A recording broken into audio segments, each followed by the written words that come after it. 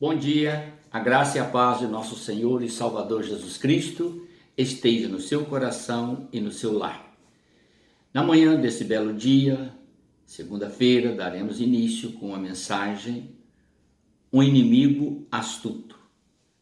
Diz a palavra, ou está registrado na palavra, no livro de Marcos, capítulo 1, a partir do verso 21, assim. Depois entraram em Cafarnaum, e logo no sábado foi ele ensinar na sinagoga.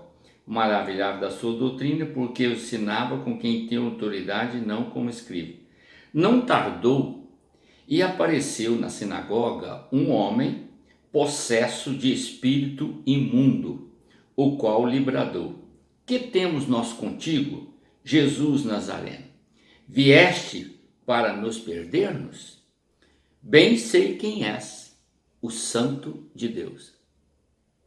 Observe bem, Jesus iniciou o ministério, estava proclamando o evangelho de salvação, mostrando através das escrituras o plano de Deus para a redenção do homem, para a sua justificação, a qual se daria no sacrifício que ele mesmo faria, e Satanás, que já estava no corpo de um cidadão, adentrou o local onde Jesus estava ensinando a sinagoga e o provocou, usando duas expressões. Primeiro, que temos nós contigo? Sua morada é lá no céu, volta para lá, vai perturbar lá no céu, aqui é meu reino, aqui é nosso lugar. Mais ou menos essa é a intenção dele. Por que vieste nos perturbar, tirar a nossa paz? Vieste aqui só para nos condenar?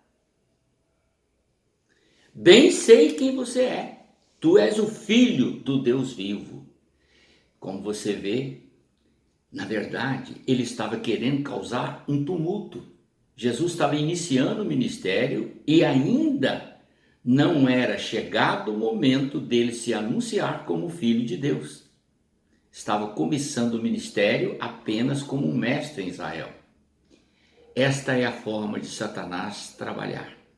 Ele sempre utiliza os momentos para agredir aquele que proclama a palavra de Deus, tentando ridicularizá-lo perante os ouvintes, para que ele perca o crédito e assim a palavra de Deus não entre no coração dos que necessitam. A intenção dele não foi exaltar Jesus, não foi mostrar que Jesus é o Filho de Deus, mas certamente trazer ao coração de todas as pessoas que aquele homem que estava ali estava se fazendo Filho de Deus, quando na verdade ele próprio sabia que Jesus é o Filho do Deus Altíssimo. Está vendo? Essa é a astúcia de Satanás.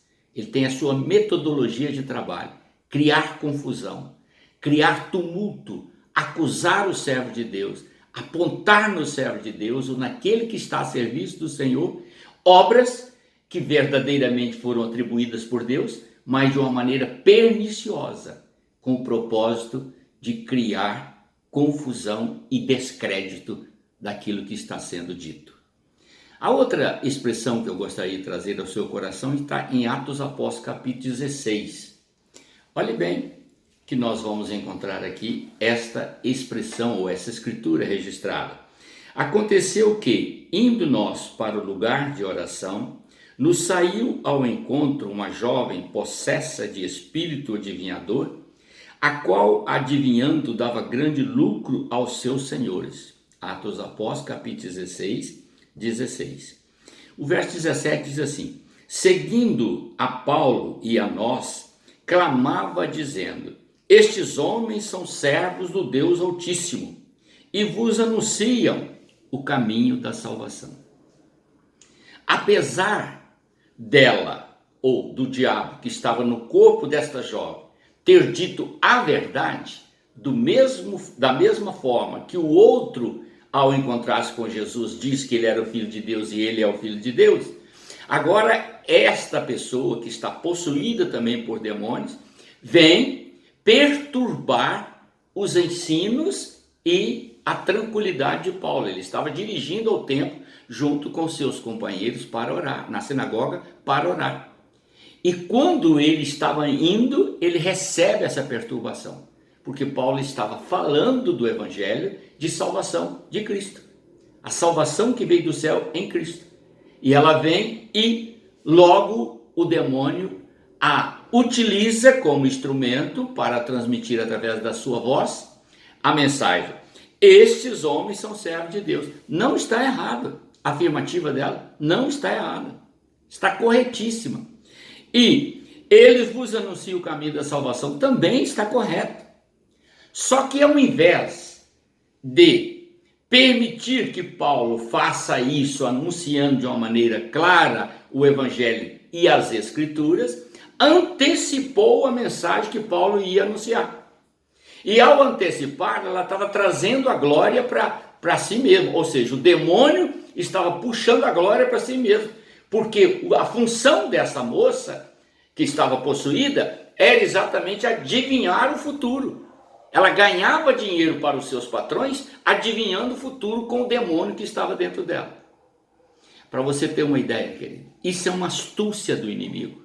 O inimigo está sempre procurando neutralizar a força da palavra, a autoridade do Espírito Santo, que é tornar o servo de Deus instrumento vivo do poder de Deus para a transmissão da palavra, antecipando os acontecimentos para que a glória caia sobre ele e não sobre a palavra, que é bendita, santa e edifica.